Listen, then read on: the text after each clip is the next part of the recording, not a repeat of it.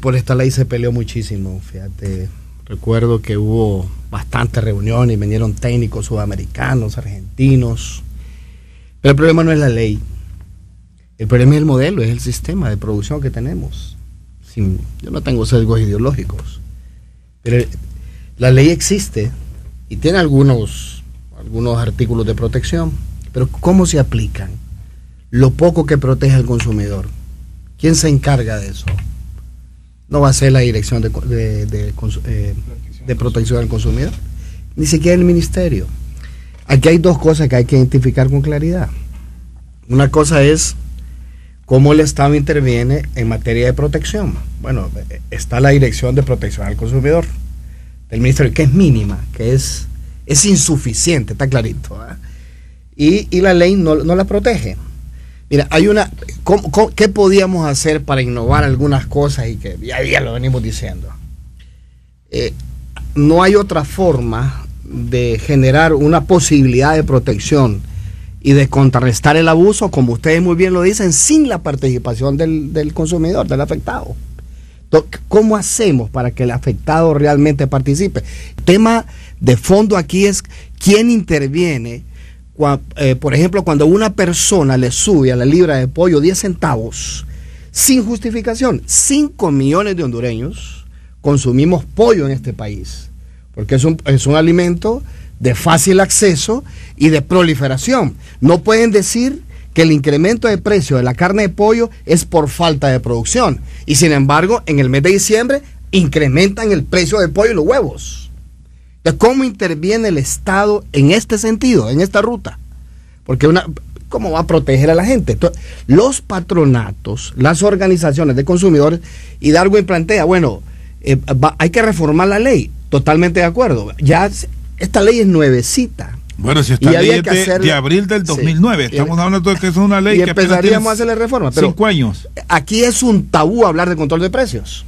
Y que dicho sea de paso, yo tampoco estoy de acuerdo en el congelamiento de precios. Una cosa es control de precios y otra cosa es congelamiento de precios. Los congelamientos de precios no funcionan. ¿Quién los verifica? El gobierno los aplica, pero ¿quién hace que efectivamente sean reales? El problema es de estructura, es de modelo. Mira, repito, el gobierno tiene el derecho a proteger a la gente en los abusos, que lo hace insuficientemente, medianamente, no sé. Pero la participación efectiva del gobierno debe ir orientada en función de cómo se establecen los precios. Los combustibles hace más de un mes bajaron de precio. Y no es cierto que para transferir alzas o rebajas se necesite tiempo. Se necesita tiempo para rebajar, pero no se necesita tiempo para subir. La simple especulación de incremento de los precios de los combustibles por un medio de comunicación automáticamente te generan abuso, te generan libre albedrío, te generan especulación. Entonces, ¿qué instrumento más adecuado? El instrumento más adecuado para intervenir. Bueno, no hablemos del control de precios porque es un tabú, eso no se conoce. Pero ¿quién hace efectivo la protección a la gente que está siendo abusada, que está en indefensión? Entonces yo diría, lo que plantea Darwin, es bien interesante. O sea, si vamos a reformar la ley, yo no sé si vamos a resolver el problema dándole dinero a la Dirección de Protección al Consumidor o fortaleciendo la Fiscalía, porque no va a funcionar, sino crear nuevos instrumentos de participación.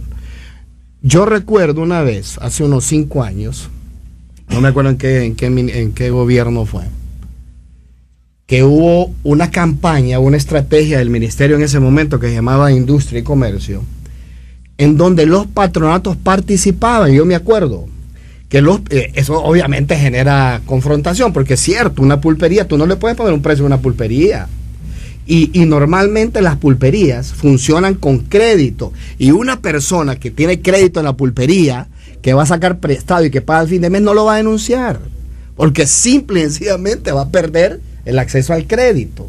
Entonces, ¿cómo hacemos que participen las organizaciones? En la ley. Entonces hay que suplantar un poco, dejemos al Ministerio de Industria y dejemos a la Fiscalía para que reciban denuncias y que realmente la resuelvan, pero busquemos otro instrumento realmente que tenga la capacidad de incidir en el precio final. Aquí un empresario va a justificar incremento a los costos de producción Y ahí no necesitas tiempo para subir el precio de la leche.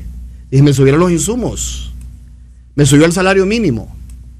Entonces se justifica un incremento al precio. Pero ¿quién establece el precio final? Le suben 10% al quintal de azúcar, porque aduce incremento de insumos, y muchos le suben el 10% a la unidad producida. Entonces estamos frente a un problema de estructura. Entonces el gobierno lo tiene que atacar estructuralmente. Hemos dicho nosotros, mire, creemos, yo no sé, es lo que gente internacional, economistas internacionales, porque no crea una dirección que una la Fiscalía del Consumidor, la Dirección de Protección al Consumidor, la parte que le corresponde al Ministerio de Desarrollo Social, en donde participen los actores. Eso está como cuando le suben el precio al transporte urbano.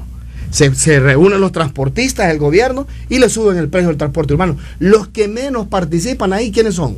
Los afectados. Entonces, si es un problema estructural, ¿por qué no lo planteamos la mediana solución estructuralmente?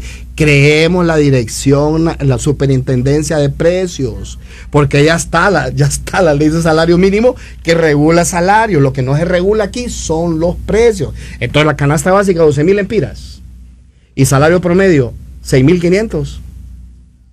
Entonces, ¿cómo hace la gente para cubrir? A ver, yo creo que aquí estamos hablando de dos temas. Así es. Temas. No confundamos protección al consumidor con control de precios. Así es. Protección al consumidor es un concepto mucho más amplio. Y yo, además de hablar de precios, en realidad quisiera tener una discusión, o incluir en la discusión, por ejemplo, porque yo no oigo, por ejemplo, que dicen que quieren estar seguros de que lo que están comprando en un mercado es efectivamente lo que dice la etiqueta que les están comprando. O sea, porque más allá del precio, lo que interesa es que el consumidor no sea engañado. Incluso yo le agrego, doctor, a eso lo que planteaba Darwin, y es en el control de pesos, porque tal vez a usted... Es que no solo es eso, Rosendo. O sea, el tema no solo es que los pesos estén completos o que estén los adecuados. El tema es, por ejemplo, que nadie dice nada, y yo quisiera oírlo, tener una discusión sobre eso. Por ejemplo, que digan que cuando compran un pollo, que a ver cuánto es el contenido de agua que tiene ese pollo, porque entonces no es difícil, o sea, eso es protección. No, claro que no, pero eso es protección al consumidor. Protección al consumidor no es regulación de precios. Yo creo que hay que estar claro. La protección al consumidor va mucho más allá de eso. Si yo digo que estoy comprando un queso en el supermercado y tengo 2 quesos procesados enfrente y uno cuesta 50% menos, hay que ir a ver la etiqueta, porque ya nos tocó el caso de que lo que había en esa etiqueta era aceite y no era un producto lácteo, y la gente inequívocamente, erróneamente, porque estaba siendo engañada, se estaba comprando ese producto, o sea, y es mucho más barato, feliz todo mundo, pero nadie dijo nada de que en realidad lo estaban engañando. Tenemos ese tema, o sea, protección al consumidor no es control de precios. Yo creo que eso es importante que lo tengamos muy claro. Por otro lado, cuando hablamos de una superintendencia de precios, por ejemplo, también habría que involucrar a los productores, porque yo le voy a tener que preguntar al productor si el precio que se está sugiriendo es el correcto. No es el correcto. ¿Y qué está pasando? Es el precio que refleja la estructura de producción de un producto. Totalmente de acuerdo. No confundamos, porque el precio correcto o el precio justo es un juicio de valor. Y un precio que refleje las condiciones de producción es una situación objetiva. Permítame, don Daniel. O sea, yo creo que no hay que confundir. O sea, cuando hablamos de esto, también hay que tener en consideración que la estructura, la forma en que cómo funciona el mercado, y que constitucionalmente está planteado en los artículos de la Constitución, dice que hay libertad para la fijación de precios de los bienes y de los insumos. Libre mercado. O sea, entonces, ¿cómo hacemos para incorporar un juicio de valor? Y a mí me encanta lo que decía Adam Smith en su momento. Adam Smith en su momento decía: el panadero no hace pan porque es buena gente. El panadero está buscando tener una actividad lucrativa. Entonces yo le tendría que preguntar al productor de frijol, o al productor de maíz, o al lechero, o al huevero, si está dispuesto a absorber todos los costos y todos los incrementos asociados a factores exógenos, porque yo definitivamente, aunque mañana cambiáramos el esquema para comercializar combustibles, sigue siendo un esquema completamente exógeno. Muy bien, pero solo permítame, Daniel, solo un momentito. Es bien importante lo que plantea Mel, y puede quedar en el ambiente que en efecto eso no se puede hacer, lo que estamos planteando. ¿Qué es lo que pasa ahorita? Ahorita hay una negociación entre los productores de leche, porque el tema no es aquí que pierdan. Nadie, absolutamente nadie, puede hacer una inversión para no ganar. El tema es cómo se controlan esas utilidades. Claro. Aquí hay productos que tienen el 300%, 500%, no es lo mismo, 500% solo Daniel, de aumento. Vamos a